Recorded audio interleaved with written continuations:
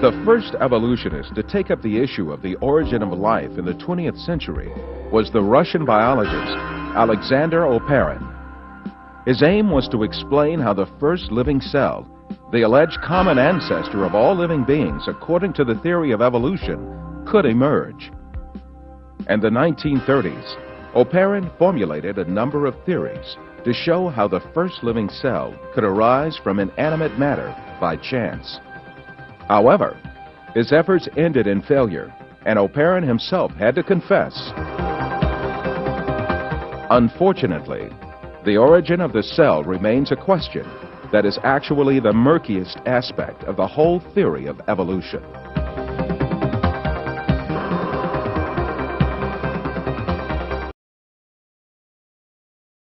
It should be said that most of the quotes in this video series are taken from one book.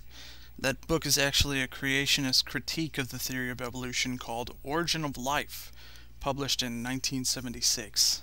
Its quotes and concepts put forth as evidence for creation are far outdated. Other than that, what they are stating is that his experiment was a complete failure. It wasn't, and it wasn't held up as the shining bastion of evolutionary theory. In fact, it sparked a flurry of experiments using the concepts put forth by Oparin. We are going to revisit this a bit later in the video with painfully clear explanations. Evolutionists that followed Oparin conducted experiments to find an evolutionist explanation to the origin of life. The most famous of these experiments was conducted by the American chemist Stanley Miller in 1953. Miller obtained a few simple organic molecules by triggering a reaction among gases that he claimed would have been present in the primitive Earth atmosphere. At the time, this experiment was regarded as a scientific proof for evolution. It turned out to be no such thing at all. Later discoveries showed that the gases used in the experiment were very different from the gases that had been present in the early atmosphere of the world.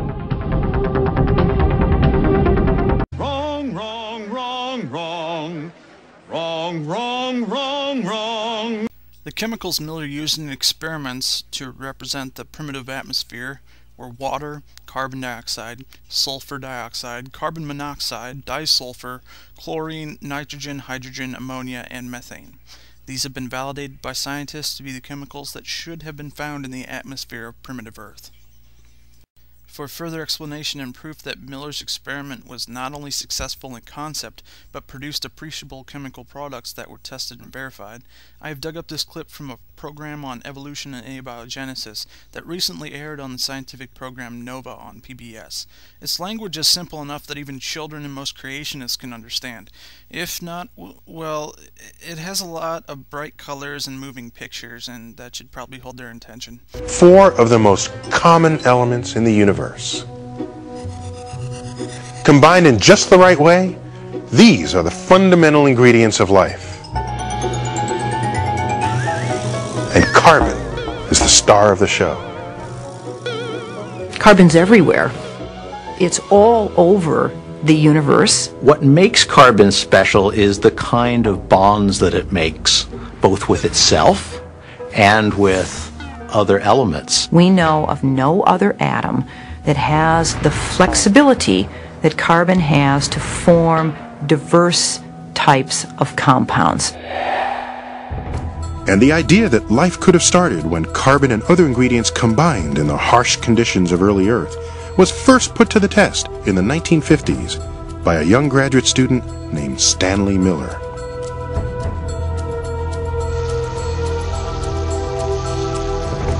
To simulate the newborn Earth in the lab, Miller assembled a contraption made out of flasks and tubes.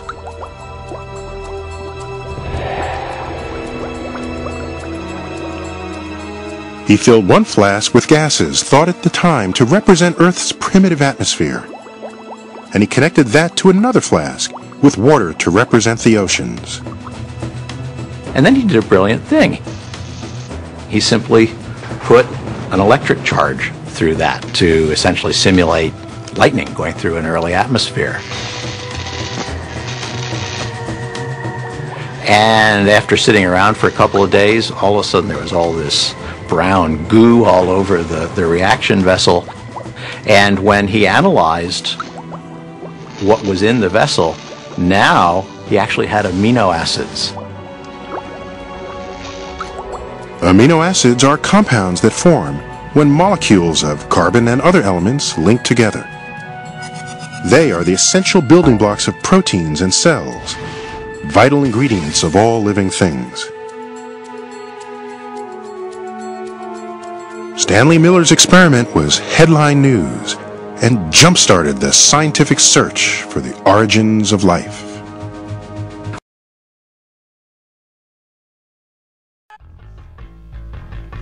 Ha